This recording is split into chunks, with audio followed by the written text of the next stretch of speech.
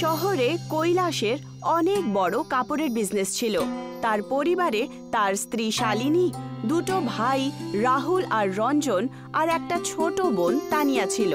কিন্তু কৈলাস সবচেয়ে বেশি ভালোবাসতো নিজের চাকর কৃষ্ণাকে। কৃষ্ণা তাদের খুব বিশ্বাসী চাকর ছিল। ও কৃষ্ণাকে নিজের ছোট ভাই মানত। কৃষ্ণা নিজের মালিক কৈলাসের প্রত্যেক কাজে সহায়তা করত, কিন্তু কৈলাসের দুটো ছোট ভাই কোনো কাজকর্ম করত না। ওরা সারা দিন কৈলাসের টাকা দু হাত দিয়ে লুটাতো। একদিন কৃষ্ণা কৈলাসকে বলে, ছোট মালিক, আপনি রাহুল বাবু আর রঞ্জন বাবুকে কেন বোঝান না বলুন তো? আপনি সারা দিন এত পরিশ্রম করেন আর আপনার সেই পরিশ্রমের পয়সা এইভাবে ওরা জলাঞ্জলি করছে। আরে কৃষ্ণ, তোকে আমি কি করে বোঝাই বলতো? আমার মা মারা যাবার আগে আমাকে দিয়ে কথা নিয়েছিলেন যে ওদের যেন কোনো রকম কষ্ট যেন না হয়, আর সেই জন্য ওদের আমি কোনো কথা বলতে পারি না। কিন্তু মালিক, এইভাবে চললে তো সব শেষ হয়ে যাবে। ওরে না রে না, তুই খুবই ভোলা কৃষ্ণ। ওরা আস্তে আস্তে সব কাজকর্ম শুরু করে দেবে, তুই একদম চিন্তা করিস না। আচ্ছা, আমার কথাটা মন দিয়ে শোন। আজকে রাত্রে ফিরতে আমার অনেক দেরি হবে। আজকে অনেক ব্যবসায়ীদের সাথে আমাদের মিটিং আছে, আর সেখানে আমাদের ডাকা হয়েছে, বুঝেছো? ঠিক আছে মালিক, যত রাত্রি আপনি আসুন না কেন, আমি জেগেই থাকবো আপনার জন্য। কিন্তু কেন? মালিক, আপনাকে তো খাবার গরম করে দিতে হবে না? কৃষ্ণার কথা শুনে কৈলাস হাসতে হাসতে নিজের গাড়ি দিয়ে অফিসে চলে যায়। মিটিংয়ে শহরের আরও একজন বড় ব্যবসায়ী রাজন কাসানাও বসেছিলেন। সমস্ত ব্যবসায়ীরা তার ওপরে চুরির আরোপ লাগিয়ে দিয়েছিল। মিটিংয়ে কৈলাস নিজের সমস্ত ব্যবসায়ী ভাইদের বলে, তোমরা সবাই চিন্তা করো না, এই নিয়ে সিদ্ধান্ত আমি এক সপ্তাহ পরে নেব। এবার তোমরা সবাই তোমাদের কাজে চলে যেতে পারো। মিটিং শেষ হওয়ার পর রাজন কাসানা হাসতে হাসতে কৈলাসের কাছে এসে বলে, আচ্ছা, আপনার কি মনে হয় কৈলাস বাবু, এই ব্যবসায়ীরা আমার ওপরে যে অপবাদ দিয়েছে সেটা সঠিক নাকি ভুল? খুব সহজ সরলিত ব্যাপার রাজন। ব্যবসায়ীদের সমস্ত পয়সা আপনার সিক্রেট ব্যাংক অ্যাকাউন্টেই তো রাখা হয়, তাই না? যদি অ্যাকাউন্ট থেকে পয়সা কম হয়ে থাকে তাহলে সেই দোষ তো আপনার নামেই যাবে, তাই না? আমি ব্যাংকের ম্যানেজারের সাথে কথা বলে নিয়েছি। এক সপ্তাহের মধ্যে এটা জানতে পারা যাবে যে আপনার ওপরে যে অপবাদ দেওয়া হলো সেটা সঠিক নাকি ভুল। দেখুন কৈলাস বাবু, আমি আপনাকে মিথ্যে বলবো না।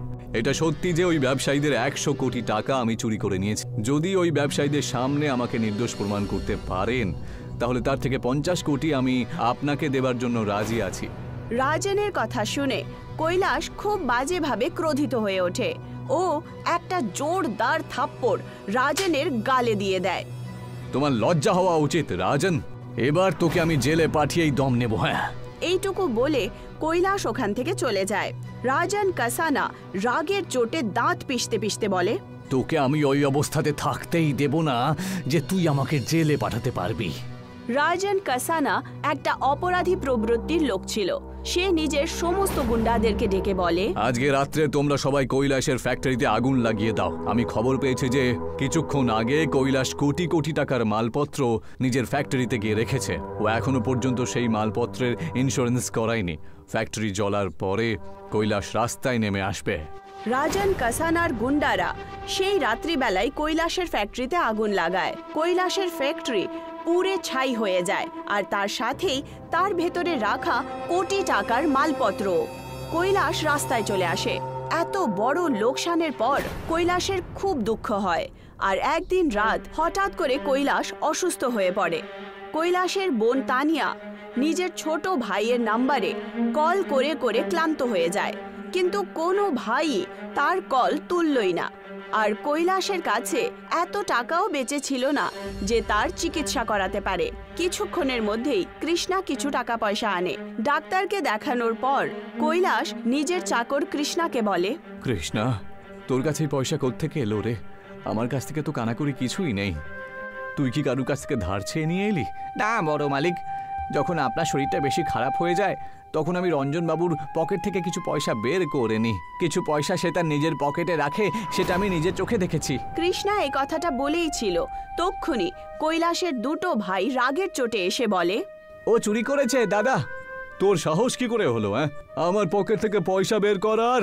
বড় মালিকের হঠাৎ করে শরীরটা খারাপ হয়ে যায়, আমি সেই জন্য আপনার পকেট থেকে পয়সা বের করে নিই।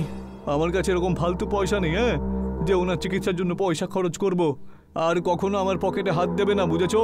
এটা কিরকম কথা বলছেন রঞ্জন বাবু আপনি? যখন বড় মালিকের সময় খুব ভালো ছিল তখন ওনার পয়সা তোমরা 2 হাত ভরে উড়িয়েছো, আর আজকে ওনার অবস্থা খারাপ হয়েছে বলে আপনারা ওনার চিকিৎসা করার জন্য সামান্য পয়সাও খরচ করতে চাইছেন না। আমি নিজের চোখে দেখেছি আপনাদের দুজনকে বড় মালিকের পকেট থেকে পয়সা বের করে নিতে। হ্যাঁ, আর যখনই আমি বড় মালিকের কাছে এই ব্যাপারে নালিশ করেছি উনি আমাকে সবসময় হাসতে হাসতে বলেছেন যে আমার মুখের ওপরে কথা বলছিস বদমাইশ চাকর। রঞ্জন কৃষ্ণাকে খুব জোরে থাপ্পড় মারে। বড় মালিক, ও তো আমাকে মারছে, আপনি কিছু বলছেন না কেন ওদেরকে? তুমি যা করেছো কৃষ্ণা, এর চেয়ে ভালো তুমি বাড়ি থেকে বেরিয়ে চলে যাও। এটা কি বলছেন আপনি বড় মালিক? আপনি আমার ওপর সন্দেহ করছেন? আরে আমি শুধু আপনার চিকিৎসা করার জন্যই তো রঞ্জন বাবুর পকেট থেকে পয়সা চুরি করেছিলাম। হ্যাঁ, কিন্তু তোর সাহস কি করে হলো চুরি করা? না, সামান্য একটু অসুখিত হয়েছিল আমার, আমি তো মরে যাইনি, তাই না? এই মুহূর্তে তুই এখান থেকে বেরিয়ে যা। কৈলাস কৃষ্ণাকে ধাক্কা দিয়ে বাড়ির বাইরে বার করে দেয়। কৃষ্ণা চোখে জল নিয়ে চিৎকার করে বলে ওঠে, হ্যাঁ, আমি চলে যাচ্ছি, আর কখনো এই বাড়িতে আমি ফিরে আসবো না বড় মালিক। বড় মালিক, রঞ্জন বাবু যখন আমাকে চর মেরেছিল তখন আমার অত কষ্ট হয়নি যতটা কষ্ট আপনার এই ধাক্কা দেওয়াতে আমি পেলাম। আজকে আমি পুরো দুনিয়াকে ভালো করে চিনে নিলাম। বড় মালিকের চাকর যতই ভালো হয়ে যাক না কেন, তার মাথা সবসময় মালিকের জুতোর তলায় চাপা দেওয়াই তো থাকে। এইটুকু বলে কৃষ্ণা কৈলাসের বাড়ি থেকে বাইরে চলে যায় আর রাগের চোটে একটা ফুটপাতে গিয়ে কাঁদতে শুরু করে। তক্ষুনি একজন ব্যক্তি দৌড়ে দৌড়ে তার কাছে এসে পড়ে যায়। ওই ব্যক্তি খুব বাজেভাবে আহত ছিল, তার শরীর থেকে রক্ত পড়ছিল। তোমার আবার কি হলো? হ্যাঁ, তোমার তো গুলি লেগেছে দেখছি। ওই ব্যক্তি একটা ছোট্ট শিশি আর একটা বড় ফাইল কৃষ্ণাকে দিয়ে দেয় আর বলে, আমি একজন সায়েন্টিস্ট, কয়েকজন লোক আমার পিছু নিয়েছে, বুঝেছো? তোমাকে দেখে এখানকার মনে হচ্ছে না, নিশ্চয়ই তুমি গ্রামের লোক। কিন্তু এটা কি বলুন তো? এই শিশিতে তৈরি করা আছে এমন একটা ফর্মুলা যা দিয়ে তুমি হীরের কাঁঠাল চাষ করতে পারবে, বুঝেছো? আর এই ফাইলের মধ্যে তার ফর্মুলাও লেখা রয়েছে। তক্ষুনি কিছু লোক হাতে বন্দুক নিয়ে কৃষ্ণার দিকে দৌড়ে দৌড়ে আসতে শুরু করে। কৃষ্ণা ওখান থেকে পালিয়ে যায় আর সোজা নিজের গ্রামে চলে যায়। কৃষ্ণার কাছে একটু আধু ক্ষেত ছিল। কৃষ্ণা নিজের ক্ষেতে কাঁঠালের সবজি চাষ করে আর ও সেই ব্যক্তির বলা অনুযায়ী সেই শিশি থেকে কেমিক্যালের প্রয়োগ করে কাঁঠালের ফসলে করে। তখন তার সামনে একটা চমৎকার হয়, গাছে হীরের কাঁঠাল উৎপন্ন হয়। এটা দেখে কৃষ্ণা খুশির চোটে পাগল হয়ে যায়। সেই সময় তার মাও ওখানে উপস্থিত ছিল।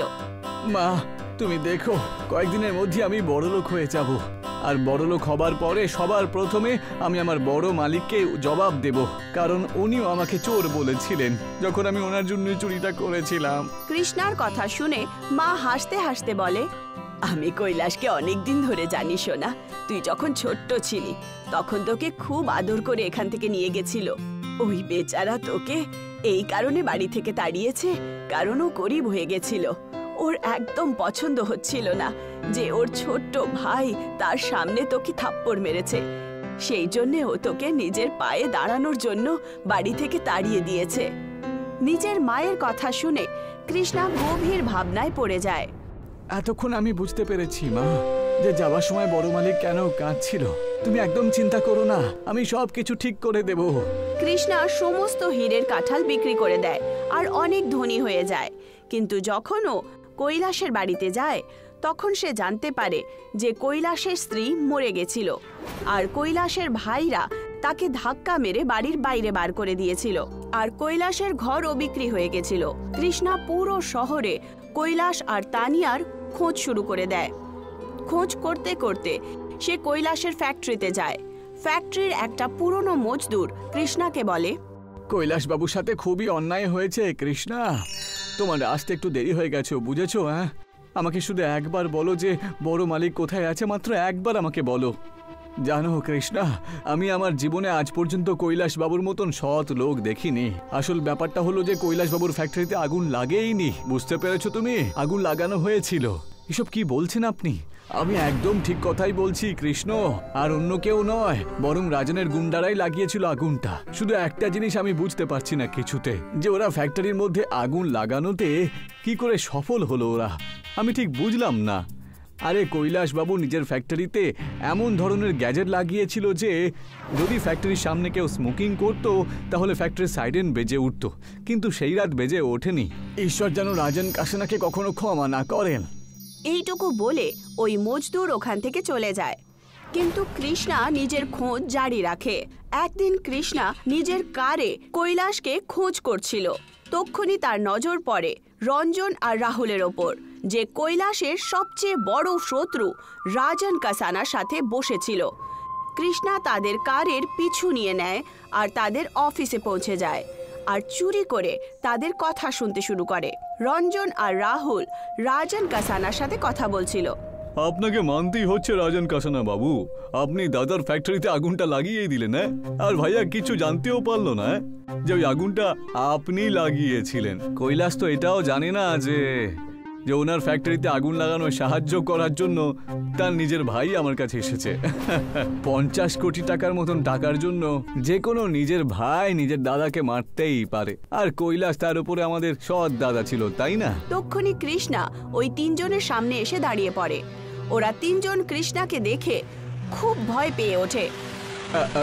কৃষ্ণা, তুই এই দামি দামি জামা কাপড় কোত্থেকে পরলি? হ্যাঁ, কোথা থেকে চুরি করে নিয়ে এলি নাকি? হ্যাঁ, চুরি করে নয় রঞ্জন বাবু, বরং নিজে পরিশ্রম করে রোজগার করেছি। আর তোমরা দুজন কি বুঝবে পরিশ্রম করা? তোমরা দুজন তোমার দাদার শুধু অর্থগুলোকে 2 হাত ভরে লুটিয়েছো, বুঝেছো? কিন্তু তোমরা দুজন যে এতটা নিচে নামতে পারো আমি কখনো স্বপ্নেও ভাবতে পারি না ভাই। আরে কোনো নিজের দাদাও নিজের ভাইয়ের জন্য এত কিছু করে না, বুঝেছো? যা যা বড় মালিক তোমাদের দুজন সৎ ভাইয়ের জন্য করেছে। হ্যাঁ, তাহলে তুই আমাদের কি ক্ষতি করবি? হ্যাঁ, এই মুহূর্তে আমাকে পরিষ্কার করে বলে দাও যে বড় মালিক এখন কোথায় আছে। আরে আমরা জানি না সে কোথায় আছে। যদি খুঁজতে চাস তাহলে কোনো মন্দিরে গিয়ে খোঁজ তাকে। ভাই বোন মিলে দুজনে ভিক্ষা চাইছে নিশ্চয়ই। তোমাদের দুজনকে আমার কিছু করার থাকলেও করতে পারছি না, কারণ বড় মালিক তোমাদের দুজনকে ভীষণ ভালোবাসতো। তোমাদের শাস্তি তোমরা অবশ্যই ঈশ্বর পাবে। কিন্তু রাজন কাসানা, যেই দিন আমি বড় মালিককে খুঁজে পাবো সেদিনকে তোর পাপ কর্মের শাস্তি তুই অবশ্যই পাবি। এইটুকু বলে কৃষ্ণা রাগের চোটে বাইরে বেরিয়ে যায়। কৃষ্ণা পাগলের মতো কৈলাসের খোঁজ জারি রাখে। কিছু মাস পর কৃষ্ণা একটা মন্দিরে পৌঁছায়। সে দেখতে পায় কৈলাস আর তার ছোট বোন তানিয়া মন্দিরের বাইরে বেঞ্চে বসে আছে। এটা দেখে কৃষ্ণার চোখে জল চলে আসে। ও দৌড়ে দৌড়ে কৈলাসের কাছে পৌঁছায়। আমি এসে গেছি মালিক, আমাকে ক্ষমা করে দেবেন। আমি সেই দিন ঠিক করে আপনাকে বুঝতে পারিনি। আমি আপনাকে নিয়ে ভুল ভেবেছিলাম। কৃষ্ণাকে ধনী রূপে দেখে কৈলাসের চোখে খুশির জল চলে আসে, আর তানিয়ারও। তোর চলে যাবার পরেই আমার স্ত্রী আমাকে ছেড়ে চলে যায় কৃষ্ণা। আর আমি কয়েকদিন পরই এটা জানতে পারি যে আমার ফ্যাক্টরিতে আগুন আমার ভাইরাই লাগিয়ে দিয়েছিল। আর ঈশ্বর ওদের দুজনকে শাস্তিও দিয়ে দিয়েছে, বুঝেছিস? ওরা দুজন পরশু একটা রোড অ্যাক্সিডেন্টে মারা গেছে। মনে হয় আপনি কোথাও একটা কিছু ভুল করছেন বড় মালিক। এই খেলার আসল সূত্রধার হলো রাজন কাসানা। ওই তো রঞ্জন বাবু আর রাহুল বাবুকে উস্কায় আর ওদের দুজনকে 50 কোটি টাকা লোভ দেখিয়ে আপনার ফ্যাক্টরিতে আগুন লাগিয়ে দেয়। আসল দোষী তো রাজন কাসানা। তক্ষুনি হঠাৎ কৈলাস মাথা ঘুরে মাটিতে পড়ে যায়। এটা দেখে কৃষ্ণা আর তানিয়া খুব ঘাবড়ে যায়। আপনি একদম চিন্তা করবেন না মালিক, আমি আপনাকে এক্ষুনি আর এই মুহূর্তে হসপিটালে নিয়ে যাচ্ছি। না কৃষ্ণা না, তুই একদম সঠিক সময়তেই এসেছিস রে। আসলে আমার ক্যান্সার হয়ে গেছে আর আমি বেশি দিন নেই, কিন্তু আমার চলে যাবার পরে তুই তানিয়াকে খেয়াল রাখিস, ঠিক আছে? ওকে বিয়ে করে নিস তুই, আর রাজন কাসানাকে একদম ছাড়বি না। এইটুকু বলে কৈলাসের মৃত্যু হয়। কৃষ্ণা কৈলাসের অন্তিম সংস্কার করে আর সেই দিনই তানিয়ার সাথে বিয়েও করে নেয়। কৃষ্ণা এখন খুব ধনী ব্যক্তি হয়ে গেছিল। কৃষ্ণা ঠিক রাজন কাসানার মতোই তার ফ্যাক্টরিতে আগুন লাগিয়ে দেয়। রাজন কাসানাও রাস্তায় নেমে যায়, কিন্তু সেই দুঃখটা সহ্য করতে পারে না আর পাগল হয়ে যায়। কিছুদিন পর কৃষ্ণা নিজের বউ তানিয়াকে নিয়ে নিজের গ্রামে চলে যায় আর ওখানে একটা বাড়ি বানিয়ে থাকতে শুরু করে। কৃষ্ণা আজও হীরের কাঁঠালের চাষ করে।